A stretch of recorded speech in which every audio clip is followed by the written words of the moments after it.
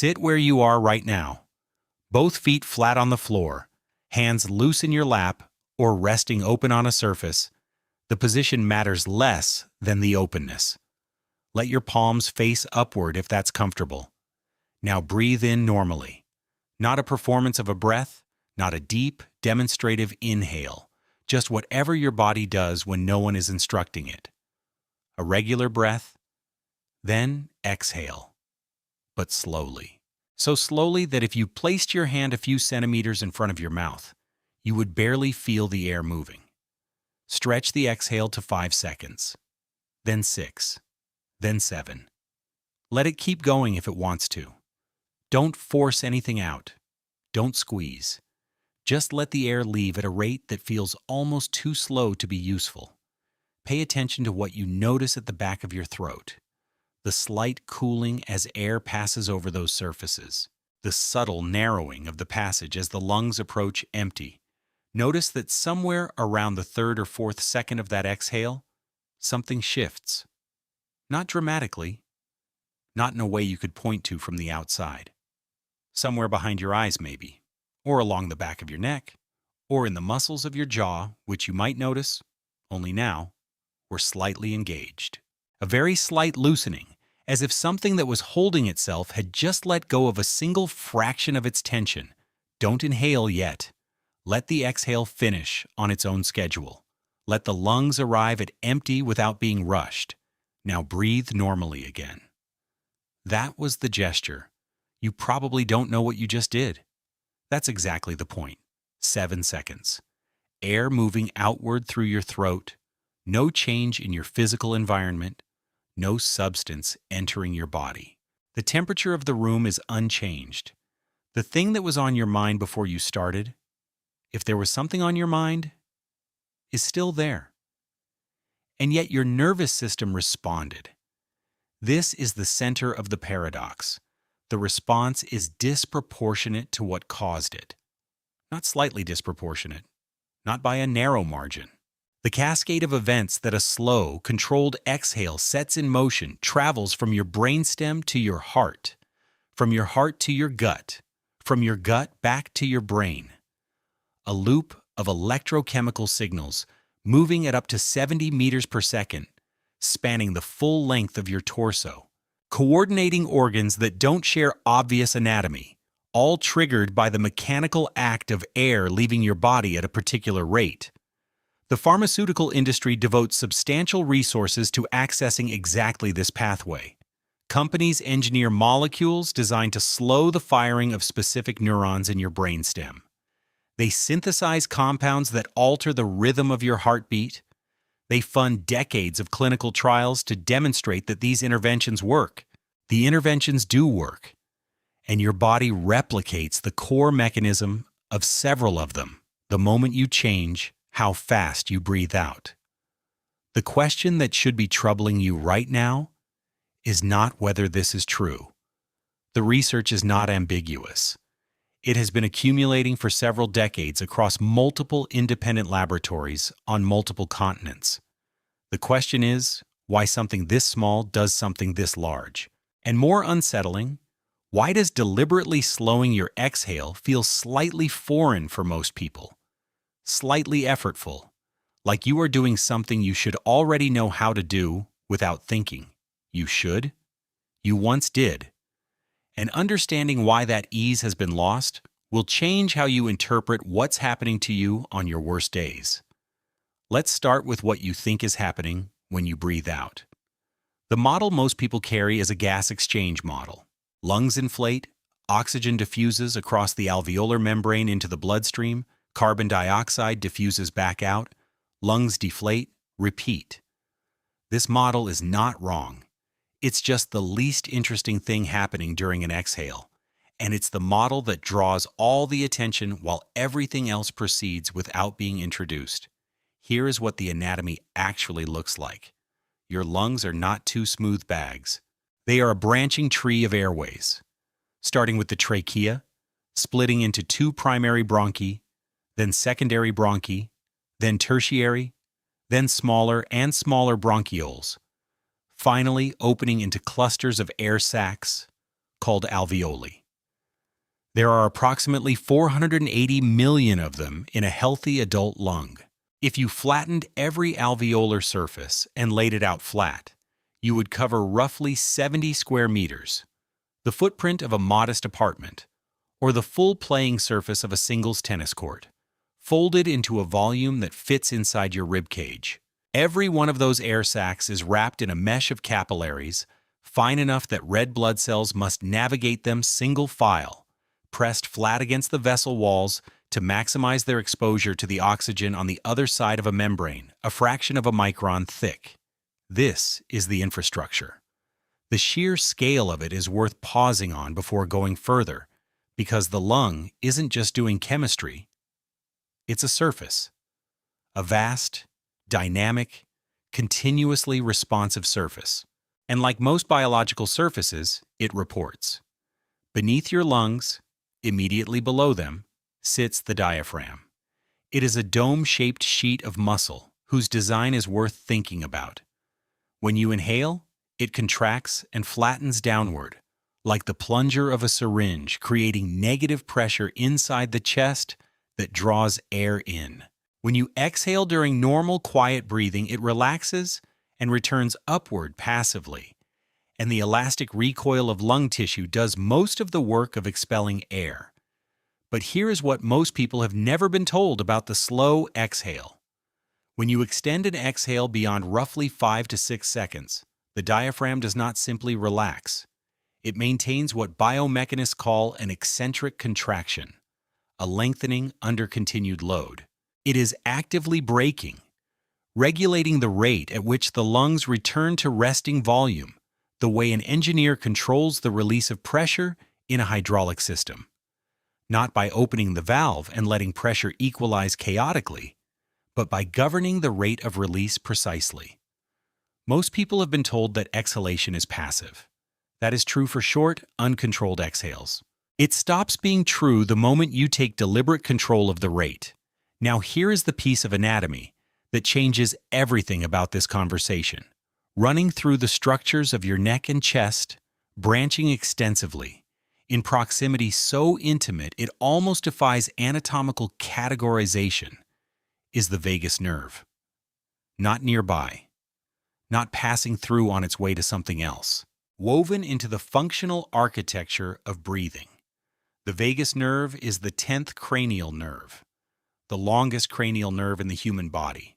It originates at the base of your skull in the medullary brainstem, descends through the neck, branches through the chest, touching the larynx, esophagus, trachea, heart, and lungs, then continues into the abdomen where it reaches the stomach, liver, pancreas, spleen, small intestine, and upper large intestine. The word vagus is Latin for wandering. Anatomists gave it that name because they couldn't believe a single nerve went so many places. There are approximately 100,000 nerve fibers running inside it. Roughly 20% are efferent, carrying commands downward from brain to organs. The remaining 80% are afferent, carrying sensory information upward, from the organs to the brain, from your gut to your brainstem, from your heart to your cortex, from your lungs to the relay stations that decide what to do with what they receive. This ratio is the fact most people find most surprising. The vagus nerve is not primarily a command line. It is primarily a reporting line. Your organs are continuously talking to your brain, and the vagus nerve is the primary channel through which they do it. Every cycle of breathing generates a stream of signals on that channel. The rate and depth of your inhale, the degree of stretch in the alveolar walls, the speed of your exhale. All of it is encoded in the mechanoreceptors and chemoreceptors distributed throughout the pulmonary structures, and all of it flows upward along vagal afferents to a structure in the brainstem called the nucleus tractus solitarius, a small, dense column of neurons running through the medulla that functions as the central processing hub for almost everything your body is reporting about itself. Heart rate, blood pressure, gut motility, inflammatory state, lung stretch, blood chemistry, all of it arrives there. The common belief is that breathing is something the brain controls, and that the signal flows one way. The brain tells the lungs what to do, and the lungs comply. What the science shows is that the relationship is bidirectional and far stranger. The lungs continuously report back. And the quality of what they report, the pace, the depth, the completeness of each breath cycle, is information the brain uses to make real-time determinations about the kind of world you are currently inhabiting. A slow exhale carries a specific quality of information. Your brain interprets it with a precision we are only beginning to fully map. And the response that interpretation triggers goes further than you might be willing to believe before you see the pathway. If this is the kind of science you want more of, mechanisms, not mantras, subscribe and hit like. There's more of this coming. The cascade runs in 3 layers. What happens in the first 2 seconds of a slow exhale begins with a fact about your heart that most people don't know. Your heart is not a metronome. If you've ever seen a resting heart rate displayed as 72 beats per minute, you might assume the interval between consecutive beats is fixed at approximately 0.83 seconds. It isn't. In a healthy person at rest, the interval between heartbeats varies constantly. One beat arrives 0.81 seconds after the previous one, the next comes 0.87 seconds later, then 0.78, then 0.84. This variability is not a flaw in the system. It is a feature of a healthy, adaptive cardiovascular system, and it has a name: heart rate variability, abbreviated HRV. The primary driver of HRV in a person at rest is breathing. During inhalation, your heart speeds up slightly. During exhalation, it slows slightly. This coupling between respiratory rhythm and cardiac rhythm is called respiratory sinus arrhythmia, or RSA. A normal phenomenon present in every person with a functioning vagus nerve, operating through a direct mechanical and neural link between lungs and heart. The mechanism is this: when your diaphragm contracts and descends during inhalation, the lungs expand. This expansion is detected by pulmonary stretch receptors, mechanoreceptors, that respond to the physical stretching of alveolar walls. When these receptors fire, they send a signal up the vagus nerve to neurons in the brainstem that normally break your heart rate. That signal temporarily suppresses the brake. With the parasympathetic brake lifted, your heart rate rises slightly during inhalation, a few beats per minute. Measurable. When you begin to exhale, the lungs recoil. The stretch receptors quiet down. The suppression of the cardioinhibitory neurons lifts. The parasympathetic brake re-engages. Acetylcholine is released at the cardiac branches of the vagus nerve and acts on the sinoatrial node, the heart's natural pacemaker, opening potassium channels in the pacemaker cells, making them more resistant to depolarization. The heart slows. With a slow, controlled exhale of 5 to 7 seconds or longer, you extend the duration of that parasympathetic upswing. You hold the door open on the phase of the cardiac cycle associated with recovery, with recalibration, with return to baseline. The longer and slower the exhale, the more sustained the vagal signal, the more pronounced the drop. Within 1 to 2 seconds of beginning a slow exhale, your heart rate has already begun to decrease. Not by 10 beats per minute, not dramatically, but measurably, in real time, your body is already shifting gears. The cascade that arrives seconds to minutes later involves the brainstem directly. The nucleus tractus solitarius is receiving a different pattern of input now. Instead of the high-frequency, low-amplitude signal of short, shallow breathing, it's receiving a slow, sustained pattern consistent with a body in a state of non-emergency. This propagates outward from the NTS in several directions simultaneously. One pathway leads toward the hypothalamus, the commander of the HPA axis, which controls cortisol release. High vagal tone doesn't switch off the HPA axis, but it adjusts the threshold for triggering activation. The gain of the stress response decreases. A stimulus that might have pushed the system into a cortisol spike now requires more provocation. The system is not sedated. It is recalibrated. A second pathway leads to a structure called the locus coeruleus. The locus coeruleus is a small cluster of neurons in the brainstem that supplies the majority of the brain's norepinephrine, the neurotransmitter of arousal and vigilance. When it fires at high rates, norepinephrine floods the cortex, limbic system, and thalamus, shifting the brain into high alert. Attention narrows. Threat pattern recognition becomes hypersensitive. The processing mode excellent for surviving immediate danger becomes expensive to sustain when no immediate danger is present. Mark Krasnow's laboratory at Stanford University published a paper in the journal Science in 2017 that established something previously understood only in rough outline. A direct neural circuit between the pre-Bötzinger complex, the brainstem's primary rhythm generator for breathing, and the locus coeruleus. The specific finding, slower, calmer breathing patterns, reduce the excitatory drive from the pre-Bötzinger complex to the locus coeruleus, which reduces norepinephrine output to the forebrain, which shifts the brain's alerting state downward. This is a mapped anatomical circuit with identified neurons and demonstrated functional consequences. When you slow your exhale, you are sending a signal through a chain of neurons that terminates in a measurable reduction of your brain's primary arousal neurotransmitter.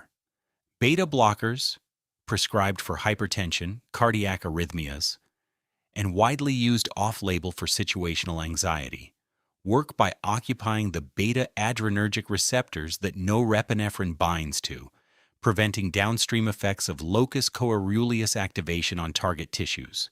They must be synthesized, formulated, prescribed, dosed, and metabolized. Side effects include fatigue, reduced exercise tolerance, cold extremities, sleep disruption, and in a subset of patients, depressive symptoms. A slow exhale reduces locus coeruleus drive at the source, mesosolic estriones through the body's own signaling architecture, without a molecule introduced from outside and without a side effect profile to manage. The effect has a physiological ceiling the body sets by its own regulation. It cannot overdrive the system into pathological sedation. The body performs endogenously and for free what took enormous technological effort and expense to approximate from the outside. A third pathway runs downward from the NTS into the dorsal vagal complex, neurons governing parasympathetic outflow to the abdominal organs.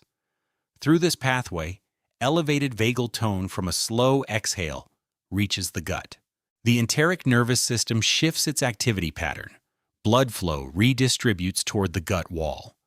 The conditions that support efficient digestion, mucus production, and intestinal barrier integrity become more favorable. And here is the third layer, the systemic effect that surprises people most consistently when they encounter it in the literature. Slow exhalation produces measurable changes in circulating inflammatory markers, not as the outcome of a long-term practice, as an acute effect occurring within minutes, through a pathway that Kevin Tracy at the Feinstein Institutes for Medical Research has spent more than 2 decades characterizing.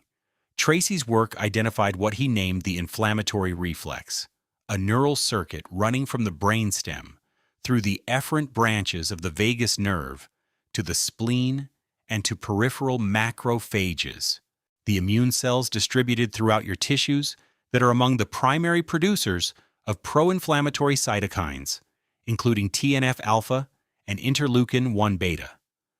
The mechanism at the cellular level involves a receptor called the alpha-7 nicotinic acetylcholine receptor, expressed on macrophages.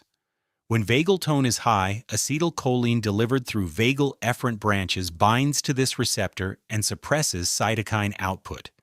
Inflammation is not eliminated, it is regulated. The inflammatory response becomes less hair trigger. The threshold for releasing pro-inflammatory signals rises. Tracy's laboratory has pursued the implications of this pathway with such rigor that the Feinstein Institute has developed implantable bioelectronic devices, surgically implanted near the vagus nerve, designed to electrically stimulate the nerve in patients with rheumatoid arthritis and Crohn's disease, whose speak conditions driven significantly by chronic inflammatory dysregulation. The devices are in clinical trials. They cost tens of thousands of dollars. They are an attempt to replicate from outside the body a signal the body generates naturally whenever vagal tone rises. A slow exhale elevates vagal tone. Elevated vagal tone activates the cholinergic anti-inflammatory pathway.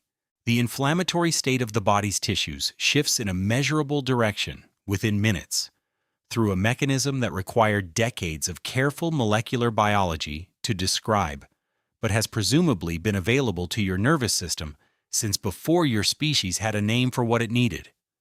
Now consider the inverse. What happens to a body that almost never accesses this state? Not because of disease, not because of any particular pathology, but because of the ordinary structure of daily life in a modern technological society. The average adult takes between 17,000 and 23,000 breaths in a day. In a state of chronic, low-grade, unresolved stress, which is not an aberrant condition but the statistical baseline for a significant portion of the adult population in industrialized nations, the breathing pattern shifts in a specific direction. It becomes shallower, faster. The ratio of exhale to inhale shortens. The duration of each exhale contracts. The breath moves predominantly in the upper chest rather than being driven from the diaphragm. These shifts are small in isolation. They are not the labored breathing of a panic attack. They are subtle enough to be invisible, habitual, below the threshold of conscious awareness.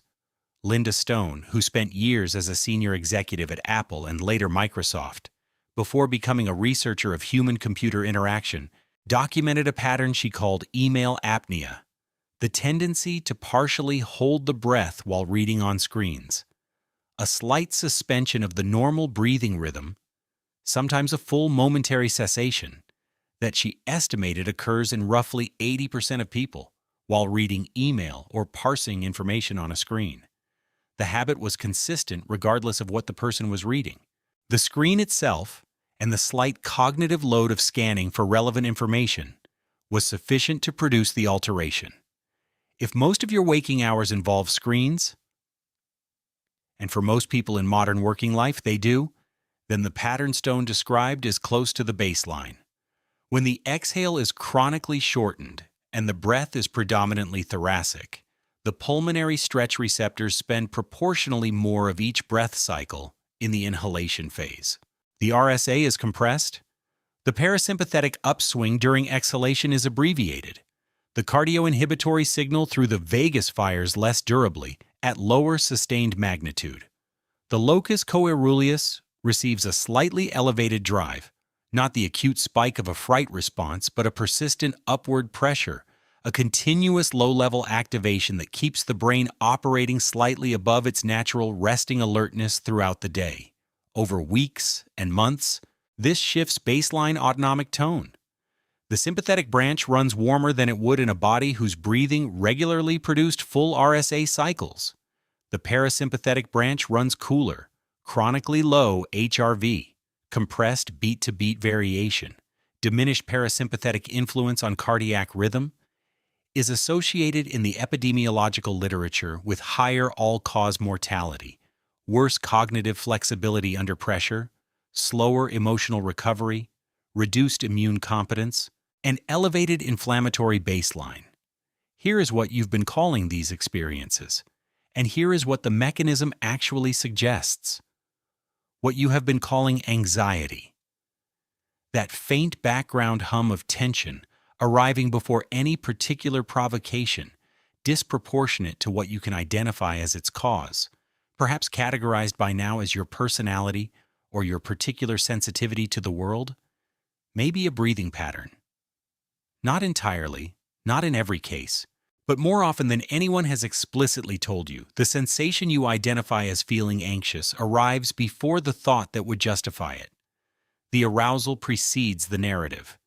And the arousal, in a substantial proportion of cases, is driven by a pattern of short, thoracic, high-frequency breathing that has been keeping your locus coeruleus at slightly elevated output since before you got out of bed and reached for your phone. What you have been calling fatigue may also warrant closer examination, not the fatigue of exertion, which resolves with rest, but the particular exhaustion of a nervous system that goes to sleep and wakes up not fully recovered.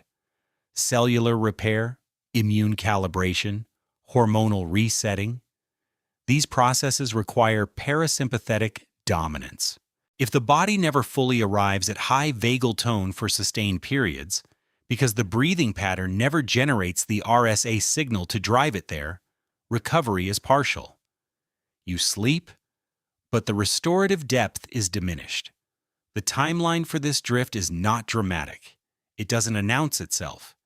It is the slow accumulation of months in which the autonomic system, given no strong contrary signal, adjusts its baseline upward on the sympathetic scale until that elevation becomes invisible.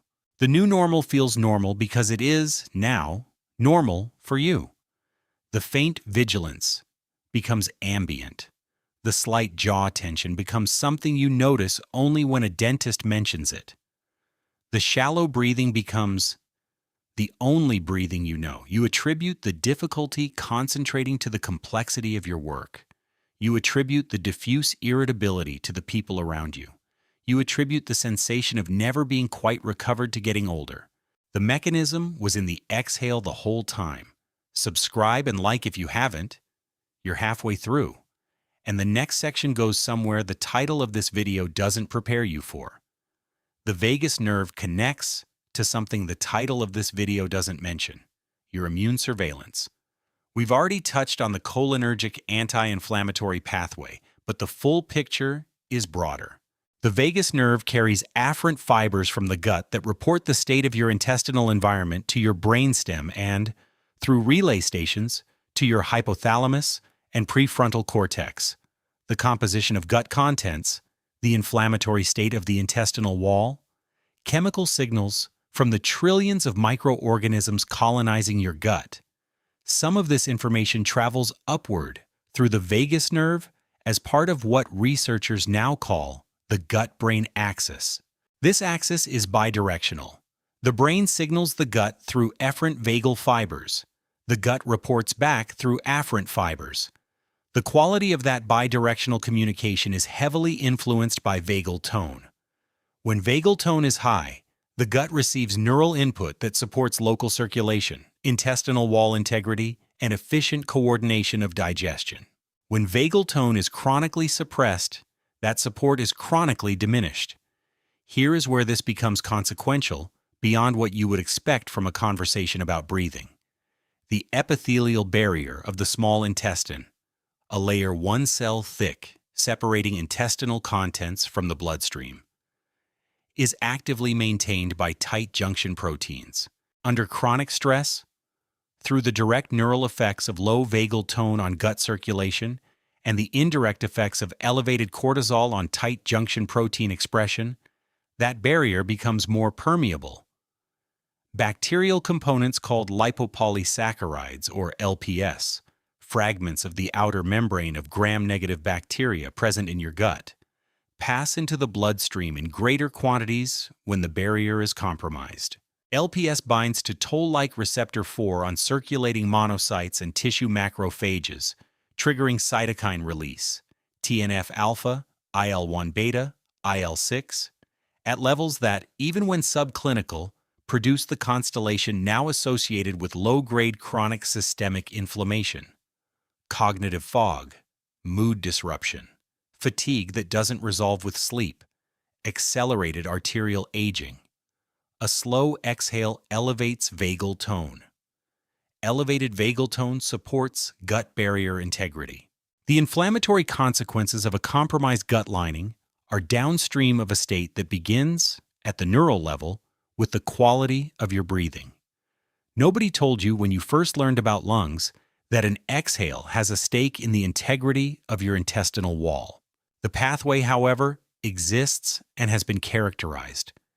The evolutionary context is clarifying here. Your vagus nerve, your RSA, your cholinergic anti-inflammatory reflex, none of these systems were designed for the environment you currently inhabit. They were shaped over millions of years in conditions where threats were external, physical, time-limited, and resolvable. A predator, a rival, a fall. Each had a beginning and an end. The stress response was calibrated for that arc. Mobilize, meet the challenge, survive, and then return to baseline. The return to baseline was built in. The long exhale that follows the resolution of acute danger is not a cultural practice. It is a biological inevitability in a body that has just survived something. The threat passes. The muscles release. The breath deepens. Recovery begins. The stressors activating the modern stress response do not have this architecture. The financial pressure does not resolve. The professional uncertainty does not conclude. The ambient information environment does not quiet. No moment of unambiguous safety triggers the biological exhale. So the long exhale never arrives. The body continues to wait for it. The baseline never fully returns. The slow exhale practiced deliberately is a signal, a message to a system that evolved to receive it spontaneously. You are not adding something new. You are returning information the body expected to receive regularly and stopped receiving because the world you inhabit no longer delivers it automatically. This is not lifestyle content. The baseline that modernization removed is a measurable physiological state, definable in terms of HRV, vagal efferent firing rate, cortisol threshold, and inflammatory cytokine levels. The slowness of a deliberate exhale is the minimum viable signal for returning to it. This is the instruction set derived directly from the mechanism. The minimum effective dose converges in the research literature around 5 to 6 complete breath cycles per minute, sustained for a minimum of 60 to 90 seconds. At 6 cycles per minute, each complete breath, inhale plus exhale, lasts 10 seconds. The exhale should be longer than the inhale. A 2.1 ratio is well supported in the cardiovascular research, but the ratio matters less than 2 foundational requirements. The exhale must be slower than your default breathing rate, and it must be complete. Sit upright. Vertical enough that your lumbar spine is not rounded in a way that limits the space your diaphragm needs to descend. Breathe in through your nose at a moderate, comfortable depth. As you inhale, notice whether your belly moves outward before your chest rises. If it does, the diaphragm is driving the breath. If your chest rises first, you are breathing with the accessory muscles of the neck and shoulders. Muscles designed for high-demand situations, not every breath you take. Redirect by allowing the belly to precede the chest, keeping the shoulders relaxed and uninvolved. Then exhale through your mouth, lips slightly parted, as though breathing out through a narrow straw or sustaining the start of a hum that makes no sound, not forcing the air out, not sucking the belly inward. The slight constriction at the mouth creates resistance that slows the exhale without requiring active muscular bracing in the trunk. If counting helps, 4 counts in through the nose, 8 counts out. If 8 feels too long initially, begin with 5 or 6 and allow the duration to extend as the diaphragm grows comfortable with the eccentric control it's being asked to maintain. The signal that the mechanism is active arrives around the 3rd or 4th second of a slow exhale. Most people notice a subtle release around the eyes, or a small drop in shoulder elevation.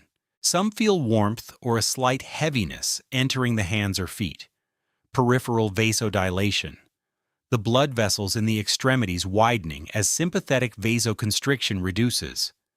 These are physiological consequences of rising vagal tone, the body confirming that it received the signal. If you don't notice any of this, the two most common reasons are the exhale is still too short to produce meaningful RSA enhancement, or you are bracing with abdominal or chest muscles to control the speed, which creates mechanical tension that partially cancels what you're trying to generate. The gesture should feel like opening a hand rather than closing it. The resistance that slows the air should be entirely at the mouth. For people with respiratory limitations, COPD, significant asthma, or post-surgical chest restriction, the absolute duration of each phase can be shortened while preserving the ratio. An exhale lasting 4 seconds when your default is 2 seconds is already engaging the RSA mechanism in the productive direction. 3 errors that functionally negate the effect. First, inhaling too deeply. A maximal inhale produces a stronger inhibitory signal to the cardioinhibitory neurons, creating a sharper sympathetic rebound when the exhale begins, the opposite of what the practice is designed to produce. Keep the inhale moderate. Second, tensing the abdomen or chest to slow the exhale. Active muscular contraction during exhalation generates proprioceptive signals the nervous system interprets as effortful activity, not rest. Third, stopping before 90 seconds. The autonomic nervous system changes gears slowly. Under 60 to 90 seconds of practice, many people don't reach the inflection point at which the perceptible shift occurs. Give the system time. Before we finish, when in the day do you notice your exhales are shortest? Morning, after waking, afternoon in the middle of work, or at night before sleep? Put that in the comments. I'm genuinely curious how the pattern maps across people's days. There is something worth pausing on at the end of all of this. The exhale is the only part of a breath you do not have to choose in order to survive. Every inhale is, at some fundamental biological level, an act of acquisition, taking in what the organism requires, converting it, using it. The exhale requires nothing from the external environment.